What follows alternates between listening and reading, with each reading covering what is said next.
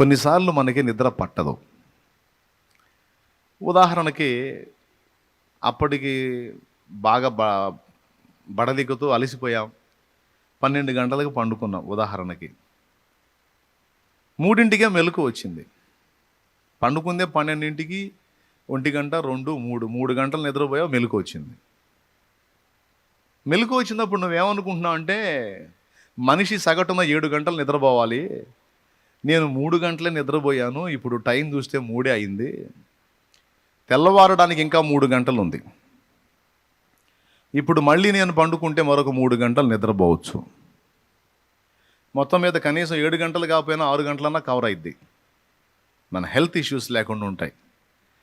కాబట్టి మనం నిద్రపోవాలి అని కొన్నిసార్లు 3కి మెలుకువ వస్తే మళ్ళా నిద్రకు ఉపక్రమించిన అనుభవాలు మీకున్నాయా లేవా? ఉంటే చేతులు ఎత్తండి.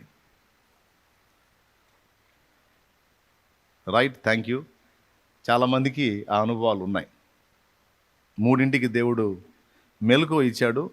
అయితే నువ్వేం చేసావంటే ఆ 3కి మళ్ళా కళ్ళు మూసుకొని ఇటు పక్కకు తిరిగి ఆ దిండుని ఇటు లాక్కొని ఎలా ఒరిగి, లేకపోతే అటు పక్కకు తిరిగి ఆ దిండుని ఎలా లాక్కొని ఇటు పక్కకు ఒరిగి, మొత్తం మీద కష్టపడి 1 గంట అటు ఇటు పెనుగులాడి నిద్రపోయి ఉంటాం.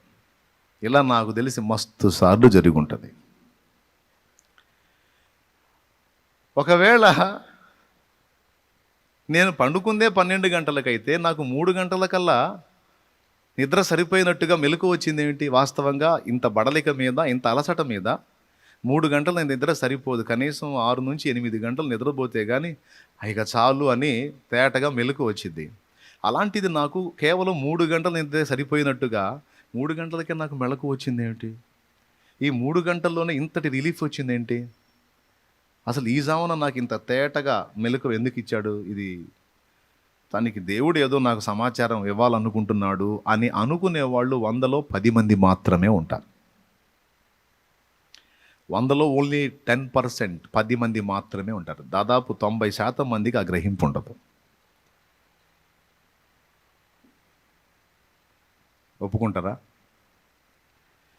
అంటే ఈ గ్రహించేటువంటి వాళ్ళకి ఎలా ఉంటుందంటే ఆలోచన, ఎందుకు దేవుడు నాకు ఇప్పుడు మెలకువ ఇచ్చాడు, ఇప్పుడు ఈ టైం నిద్ర రావట్లా, నిద్ర పోదామని ట్రై చేస్తున్నాం, నిద్ర రావట్లా. రానప్పుడు జ్ఞానవంతులు, దైవిక స్పృహ కలిగిన వారు బలవంతంగా నిద్రపోవడానికి ట్రై చేయరు. చూస్తారు, ఏందో నిద్ర పట్టట్లేదు అంటే మొత్తానికి దేవుడు ఏదో నాతో మాట్లాడాలనుకుంటున్నాడు ఈ నిశ్శబ్ద వేళ, ఈ ప్రశాంత వేళ, సో నేను మేల్కోవాలి, ఓకే అని ఆ జామున పరిశుద్ధ గ్రంథం తీసుకోవటమో లేకపోతే మోకాళ్ళ మీదకి వెళ్ళి ప్రార్థనలో కనిపెట్టడమో చేస్తారు. ఆ జామున మెలకువ ఇచ్చినప్పుడు ఆ స్పర్శను గుర్తుపట్టి ఒకవేళ నువ్వు మోకాళ్ళ మీదకి వెళ్ళగలిగితే దేవుడు చెప్పాలనుకున్న సమాచారం నీకు చెప్పే ఛాన్స్ ఉంది. ఇక్కడ చూసారా, తన దాసుడైన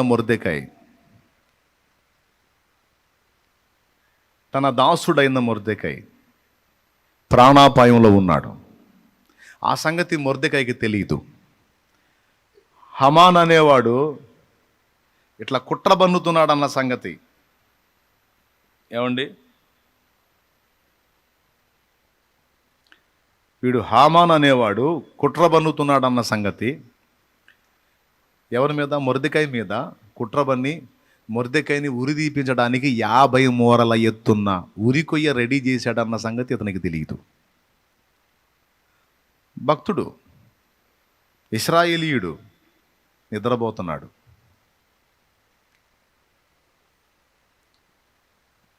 కానీ అతన్ని చంపటానికి పథక రచన చేసిన వాడు మేలుకున్నాడు.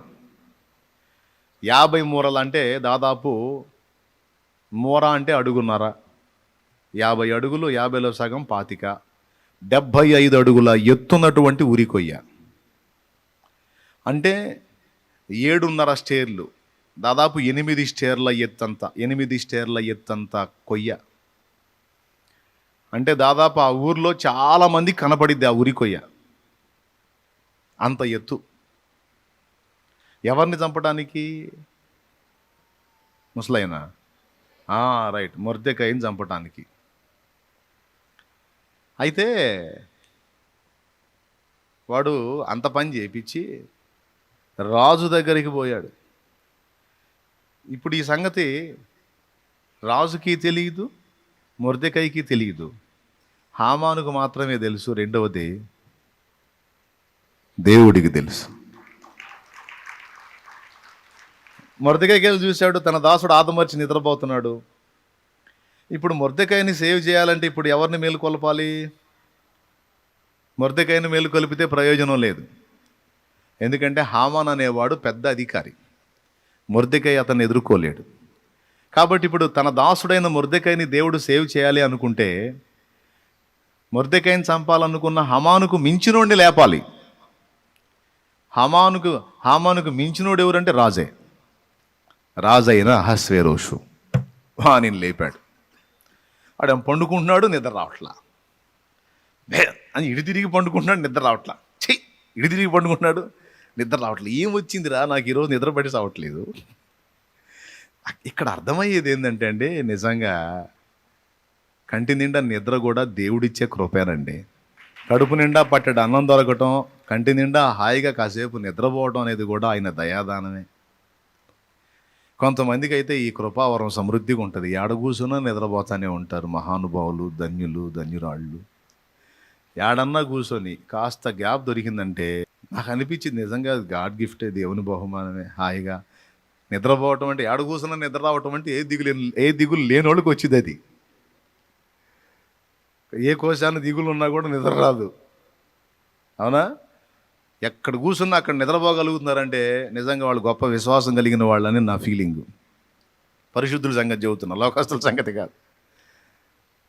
ఓవర్ కాన్ఫిడెన్స్, దేవుని పట్ల మంచి విశ్వాసం ఉన్నవాళ్ళే ఆడ కూర్చున్నా హాయిగా నిద్రపోగలుగుతారు. పాప వీడు ఇటు తిరుగుతున్నాడు, అటు తిరుగుతున్నాడు, గందరగోళం అవుతుంది, నిద్ర రావట్లా. నాకు తెలిసి కొంచెం తెప్పించుకొని తాగుడు ఉంటాడు, నిద్ర రావట్లేదు తాండ్రా కాస్తాను, అయినా నిద్ర రావట్లేదు. ఎందుకు వచ్చింది? దేవుడు ఇవ్వని నిద్ర ఎవడు పొందగలడు? లేరా లే, నువ్వు నిద్రపోతే ఎట్లా? నా దాసుడు ప్రమాదంలో ఉన్నాడులే. నాకు తెలిసి నేను అనుకుంటున్నాను, అహస్వేరోషు అడు తిరిగి పండుకుంటే అటు ఒక పోటు పొడిచి ఉంటాడు, ఇటు తిరిగి పండుకుంటే ఇటు ఒక పోటు పొడిచి ఉంటాడు. నిద్రపోనీయకుండా చేశాడు మొత్తం మీద. తర్వాత రాజు నిద్ర లేచిన తర్వాత డ్యాన్స్ పార్టీ వాళ్ళని పిలవచ్చు, అరే రమ్మనని వాళ్ళు 2 స్టెప్పులు వేస్తారని, లేదా మ్యూజిక్ వాళ్ళని పిలవచ్చు, లేదా ఇంకా వేరే కాలక్షేపాలు, వినోద కార్యకలాపాలు ఉంటాయి, చేయించవచ్చు. కానీ వానికి వేటి మీద ఆలోచన పోకుండా వాని మనస్సుని రాజ్య సమాచార గ్రంథం మీదికి పోయేటట్టు చేశాడు. దేవుడు రాజుతో మాట్లాడుతున్నాడా? ఆ మైండ్ని బ్యాలెన్స్ చేస్తున్నాడా? ఒకసారి గమనించండి మీరు. సూపర్ కదా, రాజు బ్రెయిన్ని డ్రైవ్ చేస్తున్నాడు ఆయన. నిద్ర పట్టనీయకుండా చేశాడు. లేచి కూర్చున్న తర్వాత వాని మనస్సుని ఎటు పోనీట్లా. అసలు ఎంత బాగా కంట్రోల్లో తీసుకున్నాడో చూడు. ఎటు పోతుంది మనస్సు అంటే రాజ్యపు సమాచార గ్రంథం మీదికి పోయింది. చూడండి, ఇదిగో ఇదే పద్ధతితో దేవుడు మనతో కూడా మాట్లాడే ఛాన్స్ ఉంది. కొన్నిసార్లు నీకు సడన్గా మెలకు వచ్చేటట్టు చేసి నీ మనసుని ప్రార్థనలోకో లేదా గ్రంథం దగ్గరకో ఆయన నడిపిస్తాడు. ఇక్కడ ఇంకొకటి ఉంది, గ్రంథం తీసిన తర్వాత కూడా చూడండి, ఏది ముఖ్యమో అదే అతని చేతికి వచ్చేటట్టు చేశాడు. రాజ్యపు సమాచార గ్రంథం అంటే ఒక్కసారి ఊహించండి, అది ఎంత ఉంటుంది? పుస్తకం ఎంత ఉంటుంది? జస్ట్ స్పైరల్ నోట్బుక్ లాగా ఎంత ఉంటుందా? హోటల్లో ఆ మెనూ బుక్ లాగా ఏమన్నా చిన్నగా ఉంటుందా? ఉండదు. రాజ్యపు సమాచార గ్రంథం అంటే పెద్దది. దాని దగ్గరికి తెప్పించుకొని అట్లా ఓపెన్ చేశాడు. ఓపెన్ చేస్తే మొర్దెకై మ్యాటరే కనపడింది. అది చిన్న విషయమా? చూడండి, ఎన్ని జరిగి ఉంటాయి రాజ్యంలో, ఎన్ని సమాచారాలు ఉంటాయి. ఒక్కసారి ఊహించండి, ముఖ్యమంత్రి దగ్గరికి ఎన్ని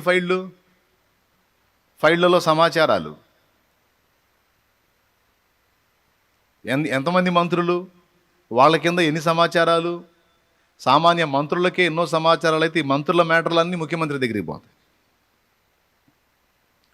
కాబట్టి పెద్ద పుస్తకం, ఆ పుస్తకంలో వేల కొద్ది సమాచారాలు, కానీ వేల కొద్ది సమాచారాల్లో మొర్దెకై మ్యాటర్ మాత్రమే వాని దృష్టిలో పడేటట్టు చేశాడు. ఇది పనితనం కాదు. నిద్ర పట్టకుండా చేయటం మొదటి సంగతి. పోనీ నిద్ర మేలుకున్నవాడు వేరే కార్యకలాపాల్లోకి వెళ్లకుండా పుస్తకం తెప్పించుకోవాలన్నది రెండవ సంగతి. పుస్తకం తెప్పించిన తర్వాత దాన్ని ఓపెన్ చేస్తే కేవలం మొర్దెకై మ్యాటర్ మాత్రమే అతని దృష్టిలోకి వచ్చేటట్టు చేయటం మూడవ సంగతి. ఇది దేవుడు చేసిన పని కాదా?